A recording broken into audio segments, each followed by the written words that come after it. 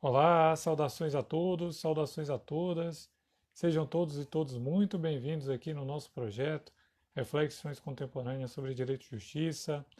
Meu nome é Matheus Bezerra, sou professor e coordenador desse projeto na UNEB. É uma grande satisfação encontrar com todos aqui, né? Poder participar e trazer esses debates para vocês aqui toda semana. Vejo que Paloma já nos dá a honra aqui com a sua presença e eu vou fazer aqui o convite para ela. Envio o convite aqui. Paloma, professora Paloma Braga, Oi, Matheus, tudo bom? tudo em paz.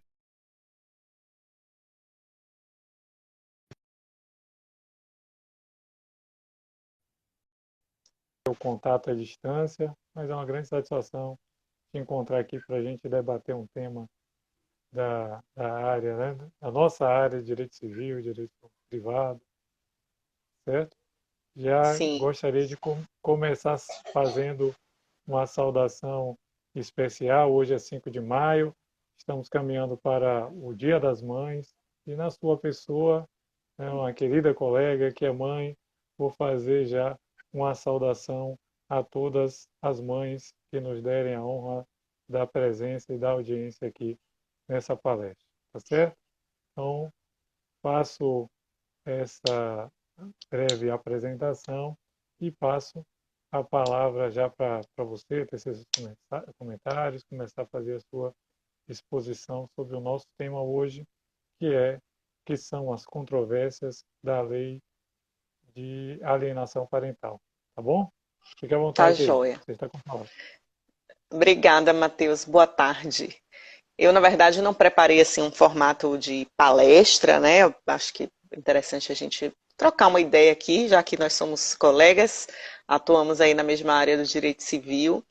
Então, eu venho, na verdade, propor, né, algumas reflexões para que a gente possa olhar para a lei de alienação parental com um olhar mais crítico, né? A lei de alienação parental, ela completou 10 anos em agosto do ano passado, exatamente quando eu completei 10 anos também de magistério, né?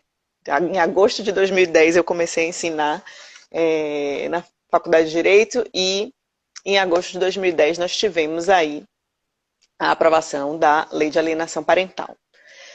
A Lei de Alienação Parental, quando ela foi aprovada lá em 2010, ela foi muito festejada, né?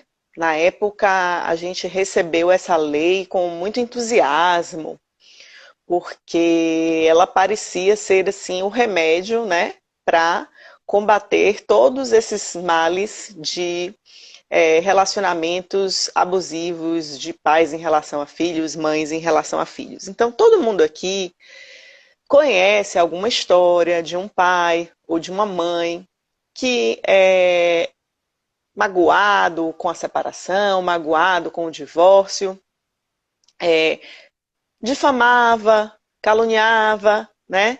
O ex-marido ou a ex-mulher na frente dos filhos.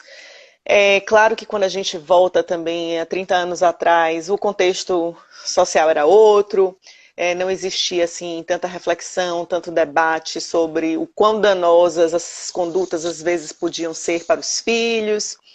Então, lá em 2010, quando vem a lei, ela parece ser aquela solução para todos os problemas, né? Então, a partir de agora, com a edição da lei de alienação parental, os pais não terão mais nenhum tipo de conduta abusiva em relação aos seus filhos, os ex-cônjuges, os ex-companheiros não serão mais difamados, ofendidos na frente das crianças, né? Não apenas difamados, ofendidos, a gente sabe de casos em que o convívio era dificultado, né? Que o genitor guardião não permitia que o outro genitor tivesse acesso à criança, criava uma série de embaraços.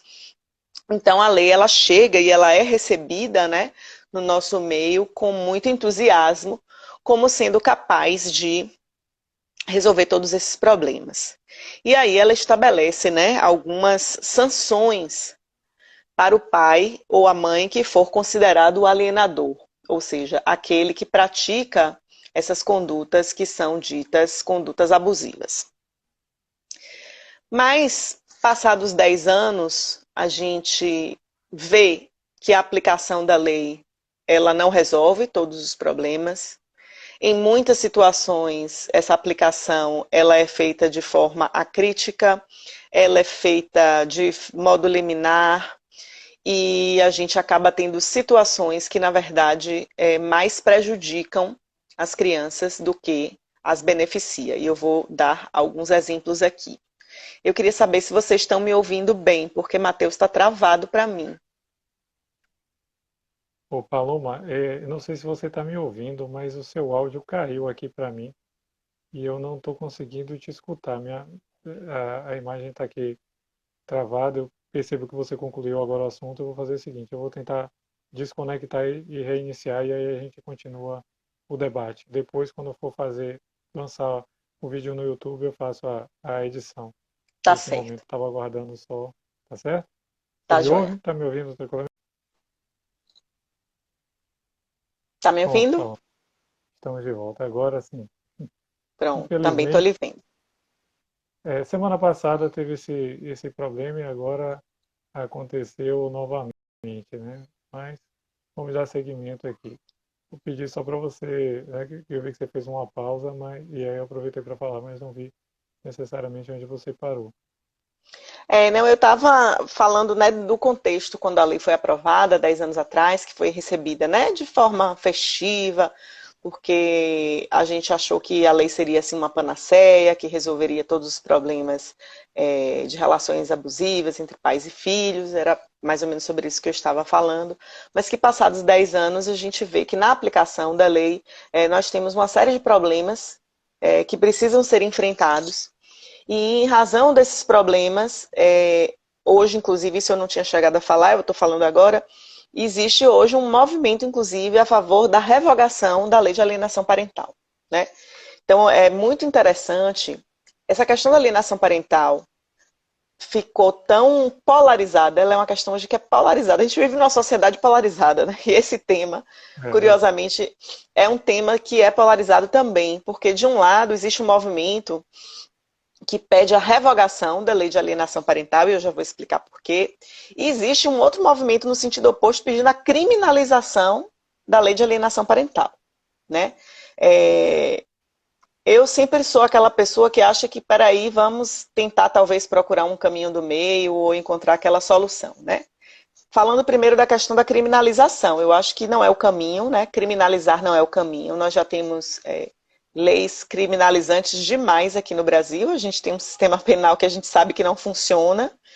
Então, eu acho que criminalizar não é a via adequada, até porque nós estamos falando, né, de genitores comuns aí, via de regra pai e mãe, mas pode ser pai e pai ou mãe e mãe de crianças, e eu acho que isso não vai fazer bem para a saúde emocional de nenhuma família, né? Ter um genitor sendo Sim. preso, respondendo a um processo penal, em razão dessas condutas que são abusivas dentro de uma relação pai-filho. O que aí, Matheus, o que eu tenho tentado até assim, né, puxando aqui a brasa também para nossa sardinha, para nossa atividade, nós também somos advogados. Eu acho que cabe a nós também, advogados, né, fazermos um trabalho de conscientização no exercício da nossa profissão, atuando uma postura menos beligerante, né? Porque a gente sabe que existe ex-cônjuge, mas não existe ex-filho. Então, quando o casal se separa e tem filhos menores, eles vão ter que, em alguma medida, conviver aí por, às vezes, 10, 15 anos, né? Então, é preciso que seja feito um esforço para que essa convivência seja o menos danosa possível para os filhos. Mas o que a gente precisa pensar é se essa lei, do jeito que está posta, é um instrumento adequado para isso, né?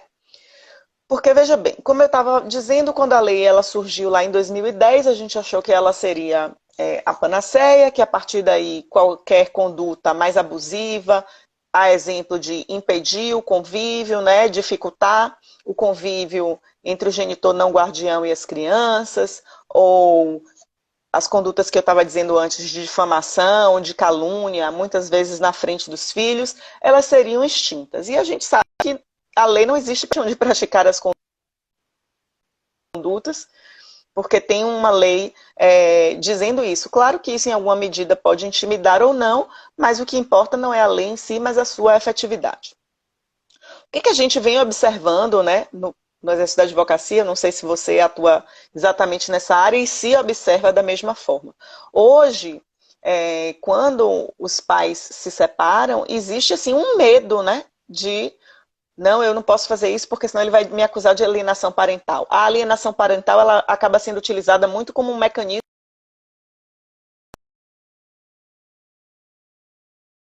a possibilidade de acusar o outro de alienação parental como uma forma de pressionar para que o outro ceda em determinadas questões. Não, porque por exemplo, se a guarda não for exatamente do jeito que eu quero, ou se o nosso direito ao convívio não for pautado exatamente dessa forma, eu vou te acusar de alienação parental. Então, eu acompanho alguns casos em que a pessoa fica extremamente ansiosa, tudo que é dialogado precisa ser documentado, né? E nesse ponto o WhatsApp hoje é uma ferramenta interessante porque as coisas estão ali por escrito, porque existe esse medo de uma acusação de alienação parental. E por que isso gera medo, né? Até que ponto a gente pode entender que uma lei que reconhece aqui a conduta de alienação parental como uma conduta abusiva, ela deve incutir medo nas pessoas.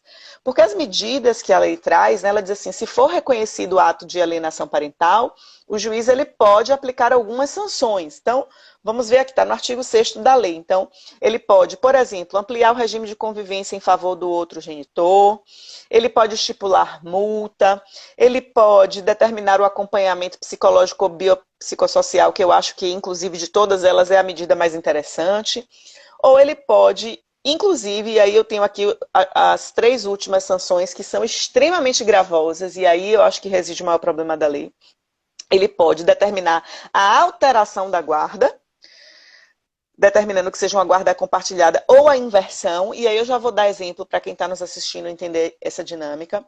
Pode fazer uma fixação cautelar do domicílio da criança, ou seja, impor um domicílio para a criança e para o adolescente, e até mesmo suspender a autoridade parental. Agora vamos trazer isso aqui para o nosso dia a dia, para a nossa realidade, para o sistema de justiça brasileiro. Nós temos a realidade de processos que demoram anos e anos para serem resolvidos, né? Nós não temos uma justiça que seja eficientemente aparelhada, especialmente para as causas de família, né? Quando a gente fala das causas de família, especialmente aquelas que envolvem crianças e adolescentes, a gente sabe que não é possível entendermos ou apreendermos que o sistema de justiça unicamente, ou seja, advogados, promotores e magistrados, eles estão 100% preparados para resolver essas demandas, né? Existem outras questões aí, transdisciplinares, que precisam ser analisadas. Então, é preciso acompanhamento de psicóloga, é preciso acompanhamento de assistente social, para que a gente consiga entender aquele contexto, né? E buscar proteger aí o tão festejado melhor princípio, melhor interesse da criança e do adolescente. Então, todas as resoluções de família que envolvem guarda, elas devem buscar aí o melhor interesse da criança e do adolescente. Então, dentro desse contexto, uma justiça que não é aparelhada, uma justiça que é lenta. Às vezes, as decisões acerca, às vezes não, em boa parte dos casos, as decisões que envolvem acusações de alienação parental, elas são resolvidas de forma liminar, de forma de cognição sumária. Ou seja, o juiz, ao se deparar com uma determinada acusação, na intenção de proteger a criança e do adolescente, pode acabar aplicando uma dessas medidas sem que a gente tenha efetivamente instruído o processo. Isso, por si só, para mim, já é algo preocupante, né? E uma coisa, assim, desculpe te interromper, mas uma coisa triste que eu vejo nas áreas de família é que muitas vezes, e isso acontece em várias de família, aqui na Bahia, não sei se é a realidade de outros estados, mas eu vejo isso nas áreas da Justiça da Bahia. A gente tem muitas vezes a liminar atende rapidamente, mas a sentença final, a instrução do processo demora. Então, alguém determina um afastamento cautelar dessa situação hoje e espera 10 anos para revogar essa decisão, para fazer audiência, né, para passar todo o trâmite para ter uma decisão. Então, imagina os danos que você vai causar nessa decisão, entendeu? É um sumário, na verdade, um cautelar, que acabou tendo uma efetividade muito grande, né? Pode ter Perfeito. determinado justamente a própria a própria convivência, né? Com quem a criança vai conviver e a formação da criança, né? Daquela criança ou adolescente. Então, isso é muito Perfeito. E significativo. exato, e você pensar assim, ó, hoje dentro da nossa realidade, um processo tramitar por 5 anos, a gente tem uma realidade que é tão ruim que 5 anos a gente já está achando bom, se um processo finalizar com 5 anos. É. Mas 5 anos na vida de uma criança, na vida de um adolescente, é muito tempo, né? Se você pensar no adolescente de 15 anos, 5 anos é um terço da vida. Então isso é muito problemático, né? Mas aí eu estou trazendo aqui primeiro só as questões até da nossa prática, para a gente ver, estou falando ainda de um viés jurídico. Mas existem outras questões de fundo que eu acho que a gente não pode ignorar. Dentre as pessoas que estão no movimento de revogação da lei de alienação parental, existe um argumento muito contundente, assim, que quando a gente começa a ler, muita gente nem sabe, nem tem consciência disso. Você vai para a área jurídica, muitas pessoas nunca ouviram falar, porque a gente simplesmente recebeu essa lei como algo positivo e a gente nunca fez essa análise mais crítica. Mas a lei de alienação parental, ela surgiu a partir de uma tese de um psiquiatra americano chamado Richard Gardner, que criou uma síndrome. Ele diz que, na verdade, que as crianças que estão sujeitas a esses comportamentos, elas desenvolvem uma síndrome chamada Síndrome da Alienação Parental, que a gente chama de SAP, não é isso? E foi com base nessa síndrome que surgiu esse conceito de alienação parental e que alguns sistemas jurídicos adotaram e criaram leis. Hoje, até onde eu sei, participei até de um webinário recentemente sobre o tema, o Brasil é o único país que tem uma lei tratando de alienação parental. O outro que tinha ainda era o México, que me parece que foi revogado há pouco tempo, e, segundo consta, o Brasil é o único que tem essa lei vigente hoje, porque todos os outros países que adotaram a lei depois revogaram. Porque na década de 80, quando ele criou essa teoria, inicialmente ela foi bem recebida, mas ela não resiste a uma investigação científica, essa teoria dele, ela não tem base científica. Inclusive, como ele era psiquiatra e ele desenvolveu essa ideia de que existe uma síndrome, ele pretendia que houvesse a criação de um CID, para ser reconhecido aquilo como uma espécie de patologia, essa síndrome de alienação parental. E essa síndrome ela foi completamente rejeitada, né, pela área da medicina. Então, não existe hoje na área de psiquiatria nenhum reconhecimento da existência de uma síndrome. Então, esse conceito de alienação parental, ele nasce em cima de uma elaboração que é falaciosa, de algo que não vingou, de algo que não tem nenhuma evidência científica. Então, esse é o primeiro problema. Além disso, quando começa a se investigar a vida desse psiquiatra americano, em que contexto se dá isso, eu não vou me deter aqui. Quem quiser pesquisar mais sobre ele, o Richard Gardner, vai encontrar aí diversas informações que o pano de fundo da criação desse conceito envolvia a defesa de pedófilos. Né? O Richard Gardner tem trechos extremamente problemáticos na obra dele, no livro dele escrito, em que ele naturaliza a pedofilia, diz que se a sociedade não fizesse tanto estardalhaço, não haveria problema nenhum em relações mais eróticas, vamos dizer assim, usar essa palavra, entre um adulto e crianças e adolescentes, desde que não houvesse violência física. Como se esse tipo de relação já não fosse por si só uma violência, né, dada a condição de vulnerabilidade. Então, diante de todas essas declarações dele extremamente problemáticas, cada vez mais essa ideia da alienação parental ela foi sendo rechaçada, tanto pelos profissionais da área de saúde quanto os profissionais da área jurídica.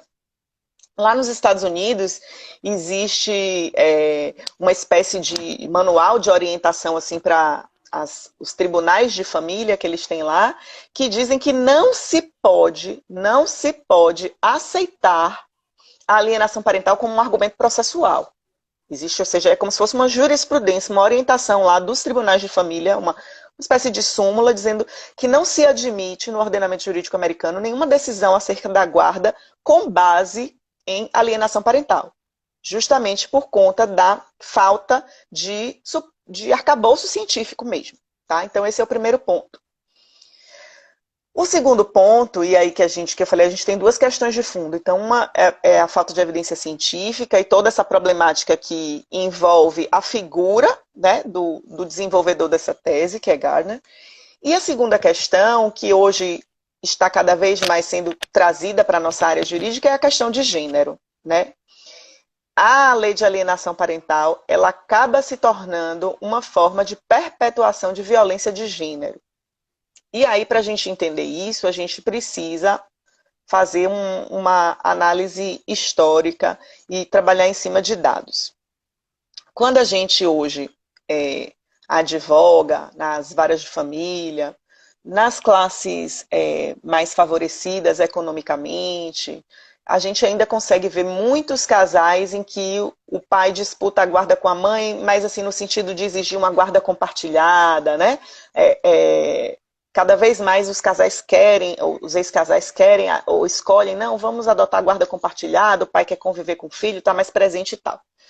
Mas isso pode trazer uma falsa impressão para a gente de que a guarda compartilhada ela é maioria. A guarda... Olá, estamos retomando aqui a nossa live. Estamos falando sobre as controvérsias da lei de alienação parental. Estamos aguardando aqui o retorno da professora Paloma. Infelizmente, eu acredito que estou enfrentando problemas com a conexão, mas já já a gente retoma o debate, tá certo? Só aguardando um minutinho, Paloma voltou aqui.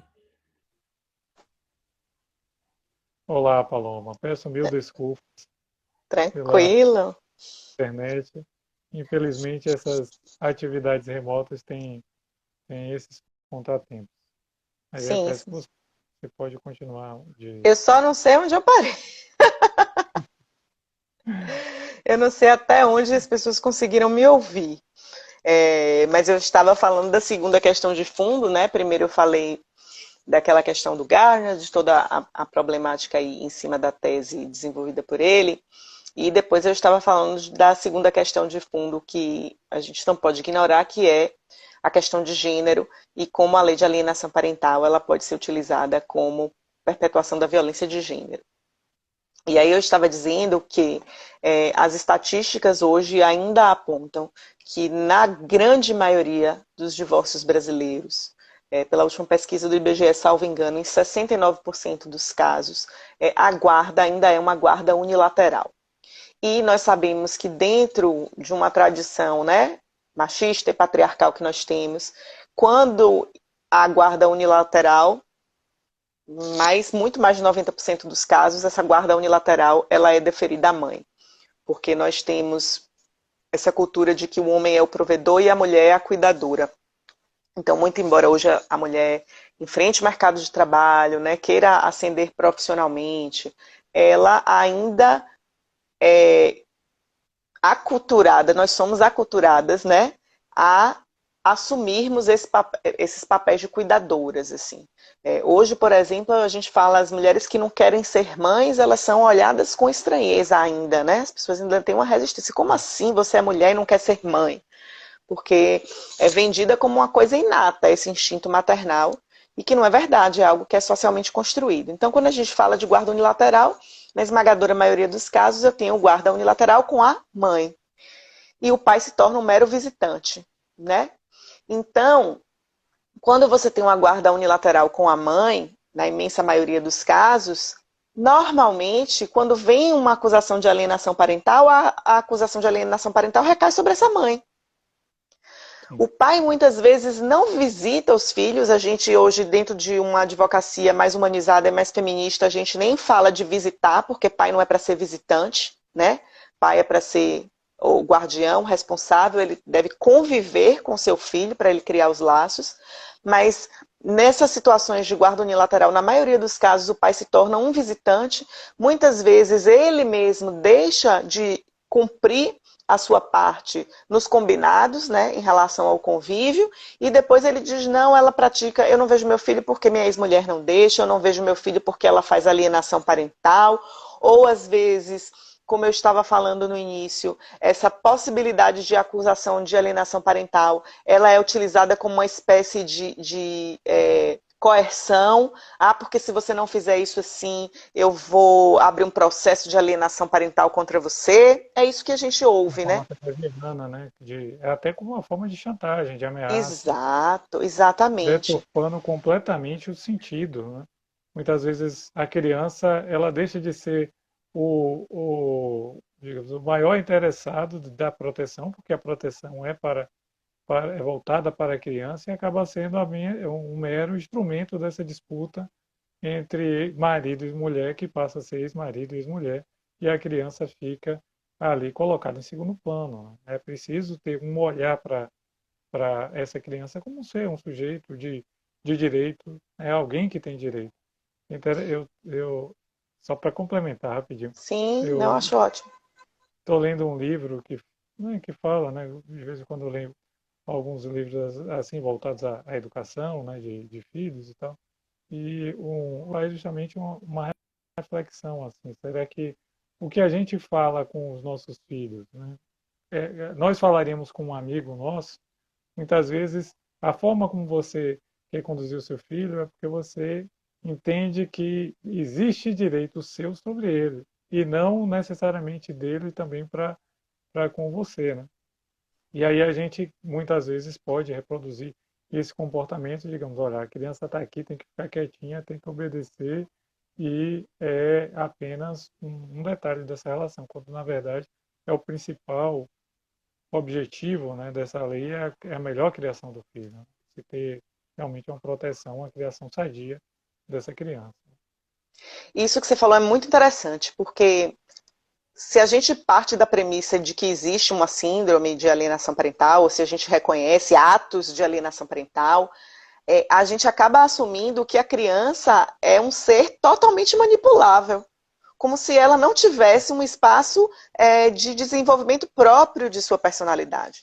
Nesse documento que eu falei dos tribunais de família americanos, em que eles dizem que não pode ser utilizada a acusação de alienação parental como ratio decidendi, né, o juiz não pode fundamentar nenhuma decisão de guarda nisso, eles falam algo que é muito interessante. Eles dizem o seguinte: olha, se a criança está rejeitando um genitor, e aí vamos aqui assumir o lugar comum, né? A mãe é a guardiã, e é a que está sendo acusada de alienação parental porque aquele filho está rejeitando o pai. Este é o cenário mais comum na experiência empírica, tá? Eu não vou trazer dados aqui agora.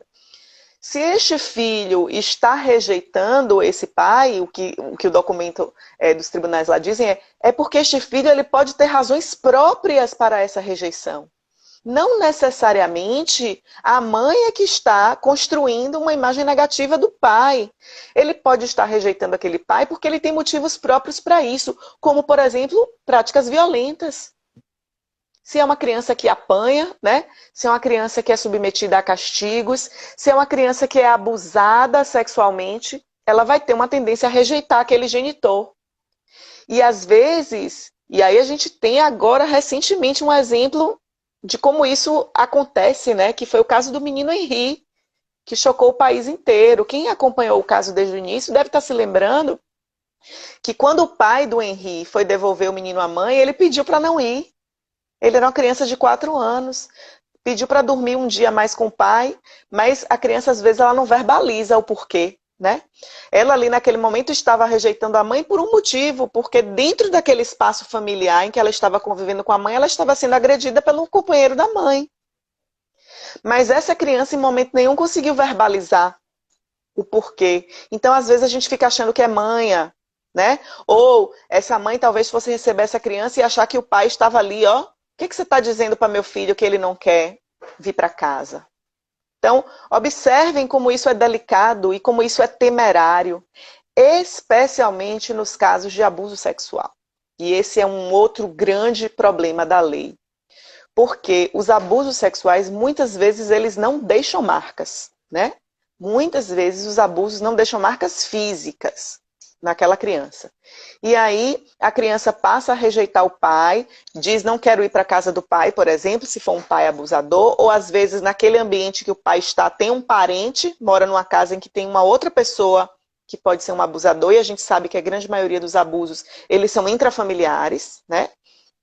Aí a criança não quer ir para aquele local, às vezes não é o pai que é o abusador, é um tio que vive na mesma residência, e a primeira coisa que ele faz é dizer que a mãe está implantando falsas memórias na criança, que a mãe está praticando ato de alienação parental, aí vai a juízo e diz, meu filho está me rejeitando porque a mãe dele é uma mãe alienadora. E toda essa discussão acerca da alienação parental, ela muitas vezes vai mascarar outros problemas. E aí vamos imaginar que numa situação dessa fictícia que eu dei, vamos imaginar que esse pai ele reside com o irmão e que quando o filho ou a filha dele vai para essa casa, esse irmão do genitor, que é o tio da criança, abusa dessa criança e ninguém sabe, porque os abusos são silenciosos, né? Os abusadores, eles ameaçam as crianças, olha, se você contar alguma coisa ruim vai acontecer e tal. E ninguém sabe direito do que acontece. Aí esse pai vai a juízo, acusa essa mãe de alienação parental e o juiz diz, não, vamos ampliar o convívio. Ou então vamos dizer, não, vamos inverter a guarda.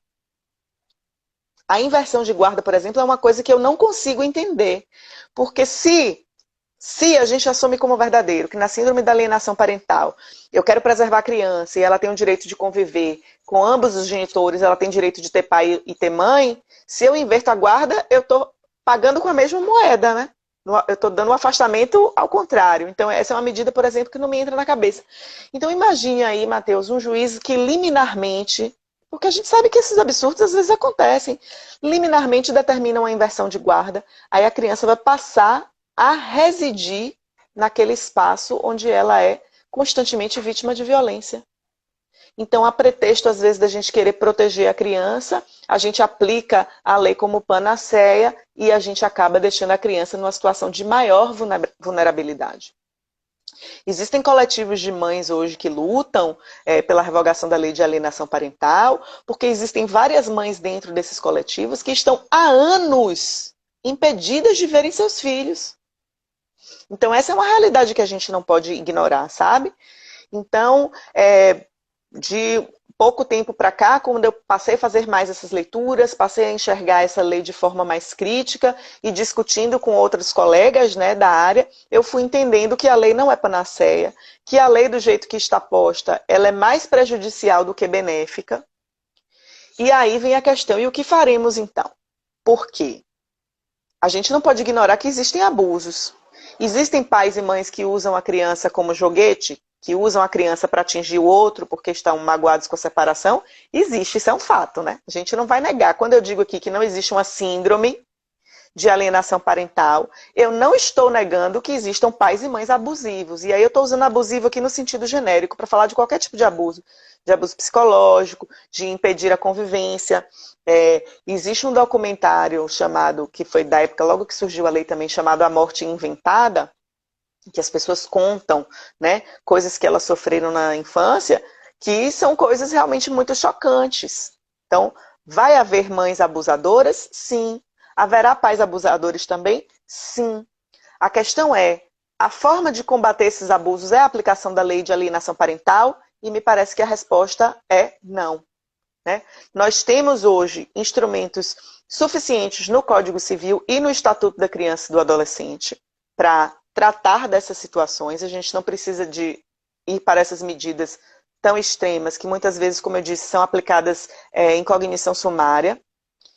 E, mais do que tudo isso, eu acho que é o mais importante, é a necessidade de um acompanhamento transdisciplinar. O que eu acho é que essas condutas abusivas, a criança ou adolescente que está submetida a um tipo de abuso, e aí reitero, não estou falando aqui apenas de abuso sexual, não estou falando aqui de violência física. A criança que esteja sujeita a qualquer tipo de abuso. Existem aí hoje teorias de mães narcisistas, pais narcisistas, né? Estabelecem relações tóxicas. As crianças e os adolescentes estão sujeitos a isso também. Mas isso não necessariamente tem que ser tratado primeiro pelo direito, né? A gente precisa primeiro tratar isso em outra instância, da psicologia, da assistência social. O direito ele tem que chegar no final, né? E a gente às vezes acha que o direito é remédio para tudo. Não, afasta, muda a guarda, impede visita, enfim. E eu entendo que em longo prazo isso só traz prejuízo. Paloma, aqui o o meu áudio interrompeu, eu só estou acompanhando você pela leitura labial, Leitura. né? E eu falando Mas, rápido. assim, só para deixar claro, o Instagram, isso já aconteceu outras vezes, mas o áudio, o seu áudio, ele fica gravado, né, no vídeo que vai ser produzido. Posteriormente, eu vou repassar e fazer as edições, até para juntar, eu vou ouvir mais, mas por enquanto só estou tentando acompanhar, fazendo a leitura labial. Nós já estamos caminhando aqui para, apesar das interrupções, né, 10 para 5. Eu sei que você tem compromisso, né? A gente antecipou já para encaixar no seu horário. E eu agradeço muito pela sua disponibilidade, pela sua participação, pela atenção com o nosso projeto aos alunos da UNEB, em contribuir com um tema tão relevante. E vou passar a palavra. Eu não vi até agora nenhuma pergunta aqui na nossa live. Eu vou passar a palavra para você fazer as considerações finais, algo que você ainda queira falar. E fique à vontade para falar, né? Só te alertando pelo tempo que eu sei do seu compromisso. Mas também quando você concluir, né, você pode. Eu estou tentando acompanhar aqui pela leitura labial, mas você pode fazer um gesto aqui para eu fazer o encerramento da live. E parabéns pela apresentação, pela exposição. Você é muito didática, muito esclarecedora. E a gente só tem realmente a aprender com essa sua exposição aí, certo? Vou passar a palavra para você fazer suas considerações finais, as observações que ainda quiser fazer, pode ficar à vontade, tá bom? Obrigada, Matheus. Na verdade, assim, acho que a ideia é a gente fazer um bate-papo. O nome do seu evento já diz é Seminário de Reflexões. Então, o que eu quis propor aqui é uma reflexão sobre o tema, né? Que a gente não, principalmente os nossos estudantes, eles não recebam, né, esse conceito de alienação parental, assim, pronto e acabado. A gente precisa, no nosso estudo do direito, fazer uma leitura crítica dos institutos. Então, o meu principal objetivo aqui era plantar essa sementinha da criticidade, para que a gente possa refletir. E isso que a gente pode utilizar para a lei de alienação parental vale também para outros remédios, né? Lei não é panaceia, não é a simples existência de uma lei que resolve os nossos problemas. Muito mais importante do que a existência da lei é a aplicação da lei. Nós temos um sistema jurídico já muito profícuo, um sistema jurídico, às vezes, em algumas áreas, até inchado. São muitas normas, muitas leis para tratar de muitos assuntos. E muitas delas acabam não tendo efetividade. Então, eu acho que, na verdade, a construção, né, de crianças e adolescentes mais seguros, mais sadios psicologicamente, perpassa também por um processo pedagógico, né, um processo de acompanhamento dos pais e das mães que estão nesse processo, né, de separação, de transição de uma família que a gente chama mononuclear para uma família binuclear, né, de saber separar a conjugalidade da parentalidade, né, eu terminei o casamento ali com fulano, com fulana, mas os filhos serão sempre filhos e sempre haverá danos, a gente precisa trabalhar com a redução desses danos. E entender que nós já temos um ordenamento jurídico que é extremamente protetor de crianças e adolescentes. Nós temos a Constituição Federal, nós temos o Estatuto da Criança e do Adolescente, nós temos o Código Civil e nós temos diversos instrumentos para tentar garantir a integridade física e psíquica dessas crianças. A lei de alienação parental hoje, como ela está posta, ela vem se mostrando mais prejudicial do que benéfica. Isso não quer dizer, repito mais uma vez, mesmo correndo o risco de me tornar repetitiva, não estamos negando a existência de condutas abusivas de pais ou de mães, especialmente para atingir o outro, usando o filho como uma arma para atingir o outro, porque está insatisfeito com a separação. Mas a gente tem que buscar a transdisciplinaridade para a resolução desses problemas, o direito não dá conta disso sozinho, e essas medidas, do jeito que estão postas, elas me parecem, como eu disse, mais prejudiciais do que benéficas. No meio dessa polarização entre revogação da LAP e criminalização da LAP, existe aí uma corrente que diz, não, a lei ela precisa ser aperfeiçoada. Não sei se é o caso, vou deixar essa reflexão também para vocês. E por mais que eu não seja a favor da síndrome de vira-lata do Brasil, cabe a nós refletirmos porque todos os outros países do mundo aboliram a alienação parental e porque a quem interessa ainda aqui no nosso sistema a manutenção da norma como ela está. Então, o objetivo realmente era mais trazer reflexões do que trazer aqui uma, um conceito hermético do que é ou do que não é a alienação parental, ou o que deve ser feito. Enfim, espero que eu tenha me feito compreender. Queria agradecer o convite, é um prazer, estou sempre às ordens para conversar com você e com seus alunos. Então, agradeço mais uma vez, Paloma, tá certo? Muito obrigado pela sua presença. Espero que seja uma primeira de outras oportunidades que tenhamos aqui para nos encontrar e para debater, né? Um tema tão interessante, tão relevante, certo? Agradeço pelas suas palavras, pela sua contribuição aqui ao projeto. A gente vai encerrando aqui hoje e o vídeo vai ficar disponível no Instagram, os 3 vídeos, né, que foram repartidos hoje e posteriormente eu vou fazer a edição, né, e vou colocar o vídeo à disposição no YouTube também, certo? Te manter informado aí das novidades, quando a gente fizer, eu vou divulgar aqui na página do evento também, quando os vídeos já estiverem disponíveis, tá bom? Então, Paloma, doutora Paloma, em breve, né? Em breve.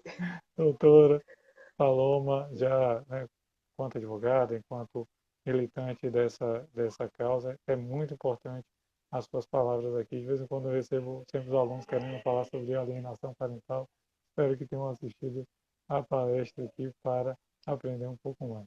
Tá bom? Muito obrigado. Uma boa tarde a todos. Aí, uma boa semana para vocês. Na próxima semana a gente tem mais uma live aqui com o projeto de reflexões contemporâneas sobre direito e justiça. Um grande abraço, boa semana. Tchau. Obrigada.